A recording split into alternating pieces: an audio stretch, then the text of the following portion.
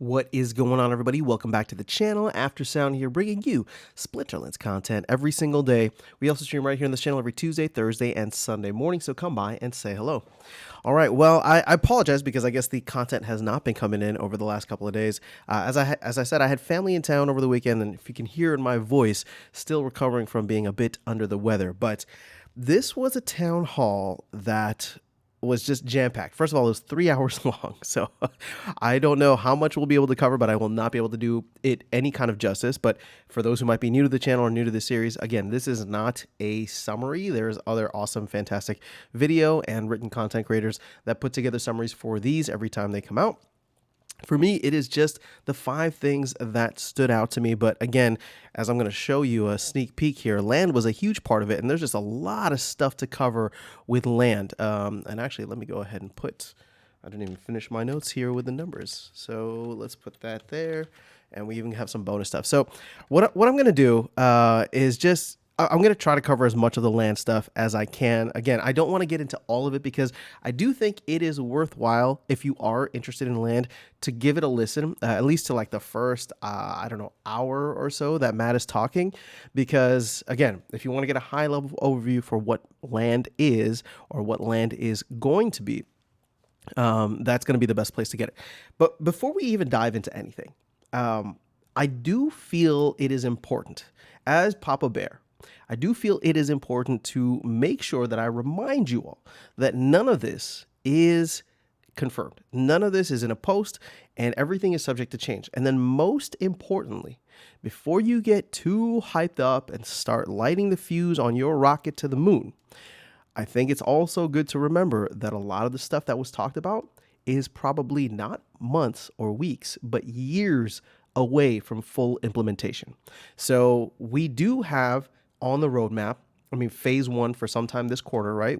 That was already pushed back from last year. Phase 2 is supposed to be set for later this year, Q3 or Q4, but phase 2 is only the where you'll actually be able to start working your land. I don't think you'll be able to mint items and spells and NFTs and all that, and all the other things that they want to do. We'll have to wait and see, right? But phase 2 is not going to be everything that's covered. This is much more high level. So let's go ahead and dive in. These, again, it's all land hype. So I'm just going to cover a bunch of things here, and then I figure if you, for those of you that are interested, this is the official summary given by the team, and they do have the words from the Wizards section here with land that covers a bunch of different things that Matt had talked about. So if things are moving relatively quickly and we don't want to keep this too long, then we'll run through those as well. But here are the things with land that really stood out to me. Okay, so the first thing, there will be a high-level white paper out in the next few months. Aggie had asked Matt if this is something that they can get out for Q1. So as this is, I'm recording this on the 1st of February. This, hopefully we will get something out within the next 60 days or so. That, again, will just be a general high-level white paper of what to expect from land in the long run. Land, this is something interesting. Matt said that land will be a business. So this is super important, especially in the wake of the land push and proposal, which we're going to talk about in the third section here. But when you buy land, the land doesn't just automatically produce resources. You will need to bring upfront capital. You will need to invest capital into the land in order to get the best usage out of it. And that is exactly how they are viewing virtual land, right? As opposed to the analog land that we have here, real estate. So the idea is that just because you own a plot does not mean that it's automatically going to be giving out resources right away. You will need to be constructing buildings. You will need to be spending more on your land in order to get something out of it. So I think that is really important for people to understand. Now, I'm not saying that, we'll get into the land potion, but I'm not saying that, the land potion was the right thing. But the argument that, I already bought something and I don't want to spend more on it. Well, that kind of was disproven, like within this, right? You will need to spend more. Now, granted, the land potion might not have been the best thing, but the idea still remains, is that you're going to get a plot of land, and if you want to get the most, if you want to get anything out of it, you will need to invest further. So those of you who are super hyped on land, that have a lot of land, just be prepared for that. Okay. The next thing, Matt said there's going to be 30 to 40 resource types, which is better than five because he's like, the game essentially is supposed to be like a resource management. And how boring would it be if there was only five resources? So they're planning 30 to 40 different resources types. And the big thing here is that they're planning to have DEC liquidity pairs for all. So there's going to be like tens of billions of DEC that will be required for land. Now, I've already talked about this in separate videos where I said on the lowest level, just to construct buildings and land, right? If we look at it and just say each land plot, I think had to spend like 100,000 DEC, and only half of the land did it, that'd be 7.5 billion DEC, which is more than what is currently in circulation. If every land plot had to spend 100,000 DEC, that is 15 billion, right? More than double, about 2.5 of what we currently have in circulation. Well, not only that now, but there will be need for DEC and other things, such as creating deep liquidity pool pairs for 30 to 40 different resources with DEC. So there's going to be a huge need for it. And Matt said he is not worried about DEC sinks in the future. But again, when is the future, right? Is it 2023 later? Is it 2024, 2025? We don't know yet. Okay, the other thing here, each plot can build one building, and storage is going to be needed for resources. So you can choose to build a storage facility, right, if you have multiple plots of land, but there will be some kind of storage required. And the different building types, at least some of the ones that were mentioned that were interesting to me. Well, I guess we can go through on the town hall summary, but there's going to be different building types. So arenas, like sawmill, like storage.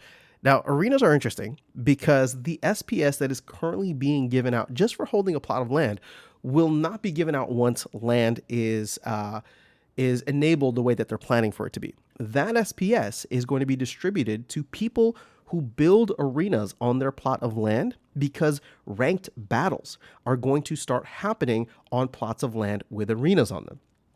So I can imagine everybody's going to want to build an arena because that is the only way that you're going to tap into the 6.25 million SPS that is given out every month. Again, it's not 6.25 million anymore, as that decreases by 1% for per month for the 65 months that it is enabled or that is distributed for. But that is going to be something interesting. I don't know exactly how that's going to work, but I love it. And I think it's going to be, again, I don't know when it's going to happen, but it's just cool to think about. I only have 2 plots of land, so I have no idea what I'm going to do in terms of if I need to build storage on one. Am I going to try to go for resources on another? Am I going to try and get some arena action? I have no idea. But the idea is, but the plan is to obviously maximize whatever kind of return I can have and make my land cool, right? As Nate was saying on the town hall, like I want land to be cool, just like I wanted my Rooney to be cool. I want land to be cool. I want my assets within the game to be awesome. Now, here's an interesting thing. Castles and keeps are going to be pure passive income.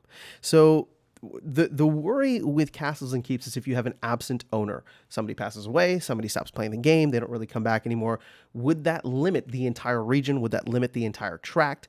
So the whole point is that even if they are gone, you will be able to, or your tract, the rest of the people in your tract and the rest of the people in your region will be able to level up the castles and keeps on your own, right, as members of that region. And so being able to do that means that castles and keeps, I don't think are going to have to do anything, but they will receive a portion of the income from all of the liquidity pair like fees and things like that, right? So any kind of fees, any kind of maintenance, whatever that will go back to keeps or castles is just going to be coming in to those keep and castle owners. Now, there is a portion of that which will be given out in proportion to people who help to build up or fund the castles and keeps. So imagine this, right? Let's say there's a 5% fee on whatever transaction. Again, so much of this is not yet fully defined, but let's just say there's a 5% fee on something within a certain region. That fee will be split. Again, I'm just throwing numbers out. 2.5% is going to go directly to the castles and the keep owners. The other 2.5%, though, is going to be given out in proportion to those who spent the resources to level up the castles and keep. So you don't need to own a castle and keep. But if you are one of the big spenders that helps to level up the castles and keeps, now you are getting a proportionate amount of the activity, of the economic activity that is happening on that land, which I think is interesting, right? Because castle and keep owners could essentially disappear from the game, but the rest of the region can still come together. Now, I don't know if they end up doing cool stuff in the future, and it's just like, oh, you definitely want to have an active castle or a keep member. But either way, I think that this is an interesting approach that will ensure that people don't necessarily get screwed over just because one person, maybe with one plot of land that hit the jackpot by having the castle, will no longer be available to take advantage of that. And then the other thing, there are going to be prefix titles. So right now, there are, I guess, suffix titles, right, where you can be like After Sound the Gambler or the Praetorian or whatever. But in the future, based on how you interact with land, and if you are one of the bigger spenders within land, especially within your region, within your tract, again, I don't know the full details yet. I don't think the full details are fully defined. There will be prefix titles that you can take advantage of, that you can be a part of, even if you only have one plot of land, right? So obviously, I think the most important, or the highest, is going to be somebody who's like an emperor or king. But the other ones that were mentioned were like baron and lord. So I would love, with my one or two plots of land, I would love to be like Lord After Sound the Gambler, right? That'd be pretty cool. And the best part is that you will be able to participate even if you don't have massive amounts of lands in the in this thing for the titles. Okay, now number 2, this is an interesting thing, which we just don't have much information on, but it sounds cool in theory, and that is the secret of Pretoria. Now, what is the secret of Pretoria? Well, if I told you, then I'd have to actually, no, I don't even know. The point is that there is going to be this underlying game within the broader release of land called The Secret of Pretoria. And it's going to be integrated fully with the lore, where all of the citizens of Pretoria, all the landholders, we'll call them, realize that there's something going on within Pretoria. They need to figure out what the secret is. So the best kind of analogy that I can think of is with the Rooney game that came out, a couple months ago before Rooney on Discord. So the idea was, the community had to come together. Actually, it was better if you did it by yourself, right? But most of the community came together, and it was like the first 10 people got a whitelist spot for Rooney. Well, this Secret of Pretoria thing is going to be something that I think everyone in the game will be working towards. And it's going to be not just like a one and done type deal. It won't even be like a monthly thing. I think it's going to be like a yearly rollout, in the sense where like it's going to be this massive kind of meta game on top of the game that already exists, or games that already exist, because hopefully Tower Defense will be out, right?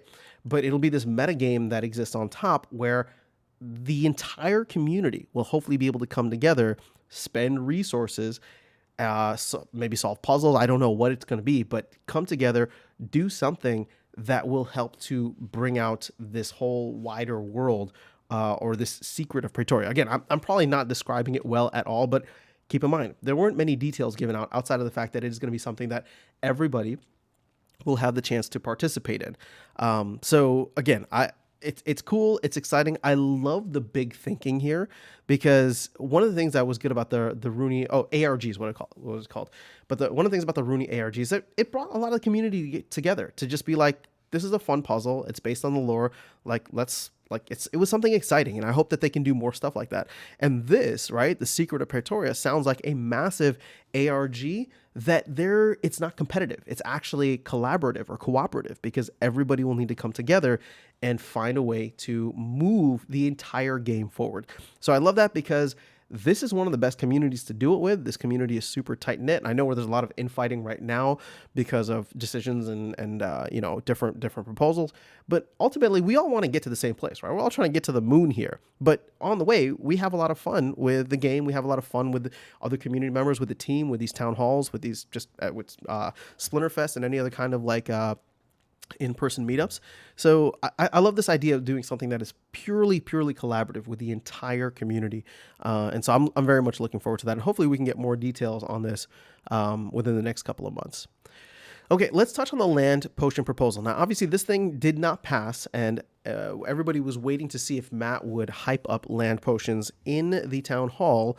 But he actually did the opposite. He said he didn't care. He was not going to vote, and that it didn't really matter to him, because DEC there would be enough DEC sinks in the future. All we're trying to do is bring some of that demand up now to start to get the flywheel going and get SPS kind of on the radar of a lot of people who are exploring games right now, which I still believe is very, very important. I think that one of the biggest not threats, but one of the biggest areas of concern for me is that whether it is this year or next year, whatever it is, even if we have like a convincing bear market rally in 2023, or we wait until the Bitcoin halving in 2024 and the ensuing hopefully bull run, the idea is there's a lot of other really solid games out there that are either being developed currently or set for release sometime later this year. And what you don't want to do is get left behind, right? What you don't want to do is have the tokenomics still be so trash because of bad decisions that were made previously, right? Such as tying DEC to the airdrop 1-to-1, which again, I'm not trying to throw shade. That was a bad decision. The team came out and said that they shouldn't have done that, right?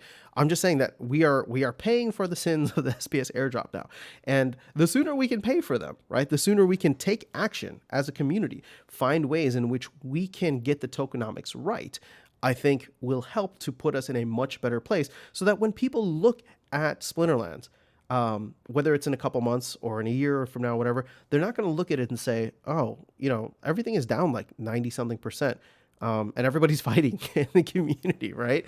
Like, yeah, I think I'm going to go to the project that has no baggage, right? It's a brand new project. Apparently this guy came from some AAA game studio and he's making blockchain game. I'm going to throw my money there. Like, that's going to happen more often than not if we can't get things right. So I voted for the Land Potion proposal, but as I said, I wasn't necessarily, I didn't have skin in the game because I only have 2 plots of land and I would have spent for the Land Potion. But I can very much understand the arguments against it, saying that we want more information on what we're spending. We want to know, right? We don't want to take a chance on something. We don't want something that just rolls the dice. We would rather pay up front. Like, what is the first level of like getting your building, like the whole starter kit idea, right? If it's going to cost 10,000 DEC just to get your first building or the first level of your building on there, like, let's pay for that now. And then everybody who engages in that gets maybe like their building plus like whatever kind of bonus. I don't know, something that would make sense. But people wanted more information, and I don't blame them for it, right? So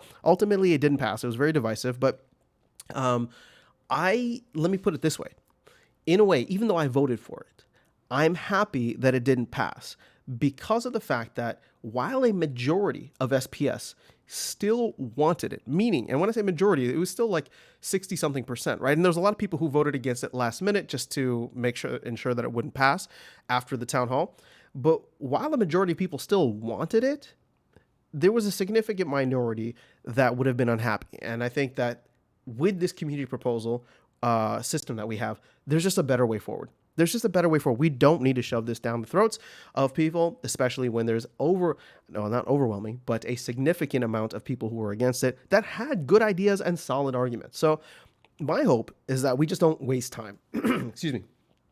My hope is that we just don't waste time and we can start to figure out what are the things that people would be willing to spend on for land in the future that will give them some type of guarantee of or quell their fears or concerns that will also help to achieve what the Land Potion proposal is trying to achieve. And I know there's certain people working on that already, so that is really exciting. Okay, number 4.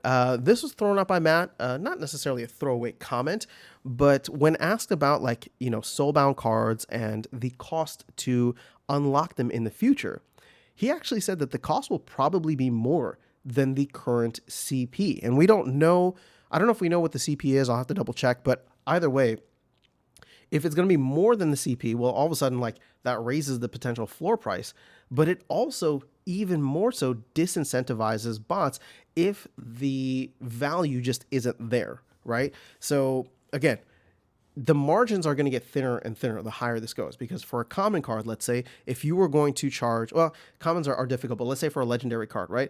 At PEG, 500 CP is roughly 50 cents, or 500 DEC, 500 CP is roughly 50 cents. So before, these larger bot farms or accounts that would just farm whatever could essentially play the game, have their bots play the game, and then open up their chests. And I think the lowest cards were going for at some point, the lowest, they were 50 something cents, right? I think I saw Hardcloth for 56 cents or something. Point being is that at this point in time, or at least not anymore, but a week ago, they could sell that and get 56 cents of profit. Now they're going to have to put 50 cents in to get a 6 cent return, which should hopefully push the values of these cards up higher.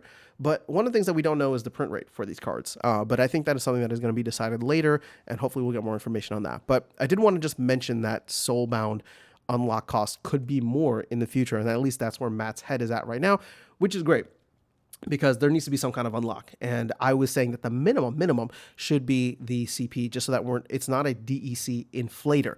If anything, and if it becomes more than the cost of CP, excuse me, then it actually becomes negative for DEC, or like negative for DEC supply, or more of a DEC burner in that case.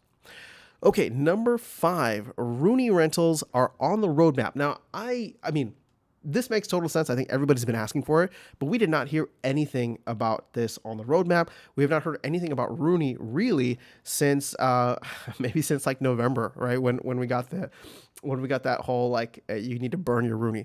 So as somebody who owns a couple of Rooney that I have no idea what to do with right now, I'm waiting to see what like guild alliances and other stuff offer. Rooney rentals sound interesting, and I think that'll give it a little bit more utility, especially for those who don't want to pay for it or deal with Ethereum. I think that this will make things much better. So it's just the fact that we didn't see it anywhere; it wasn't being talked about. But Aggie did say that it was on one of the internal roadmaps that Matt had or shown him previously. So hopefully that'll be sometime before the midway point of this year. Okay, a couple bonus items. We do have, excuse me, if you have a ledger and are planning to do some kind of integration using Hive on there, just be careful. I would reach out to the team, or I would listen to the first like 20 minutes of the town hall. There's some issues right now because the software just isn't lining up, and I think it's Splinterlands that is behind. So what's happening is that people are losing their keys, or thinking that they lost their keys and then having to have Splinterlands come back it up just because of the way that the Hive and Ledger integration is set up right now. So just a word of caution if you do have a ledger or you're planning to do that. Now, the other bonus, so SPS validators are apparently going to go into a private testnet soon, like within the next week or so. So that's exciting because that's the only thing that we've really heard on the validators as of recent. And then Opportunity, the ability in game, is no longer going to be playable in Fog of War. Basically, Fog of War is essentially going to cancel this out in the same way that it does Sneak and Snipe. So Rooney, Deep Lurker, all these Opportunity monsters just took a huge hit in my book. But ultimately, I guess it makes sense with the Fog of War rule set. So that is that. I'm just going to browse over here to see if there's anything that is worth mentioning, especially from the land side of things. So here's your words for the Wizards. It's a second game within Splinterlands. Players can put their own cards. All right, so we know that's coming. All right, so land key characteristics. We know that there's going to be 4 rarities, 14 land types, and the land categories, natural, magic, and occupied. Now here's where they talk about buildings. All buildings will have a small amount of storage, but you can build like a place that has more storage, especially if you have a lot of land. They talk about land arenas. Okay, so production. You will need to put the monster and summoner cards to work on the land. Up to 5 cards per plot, but that is subject to change. This is supposed to encourage the combining of cards, which we've had several things do that already, but land will be another area in which that will be the case. The new cards will be valuable. Okay, cool. DC will come from running SPS, items and spells. All right, so here's items and spells, still quite a while away. So again, I think this is very much a 2024 type of thing for items and spells. But hopefully we will get some kind of resources in the future. And as we were saying, you can, before items and spells are actually released into the game, there will be other ways to spend your resources, such as what we were talking about, like the secret of Pretoria. There will be other things where you can get these titles, right? The Lord, Lady, Baron, Baroness, things like that. So you can earn titles through different goals and objectives. Eventually there'll be a competition between the territories to unlock the secret of Pretoria.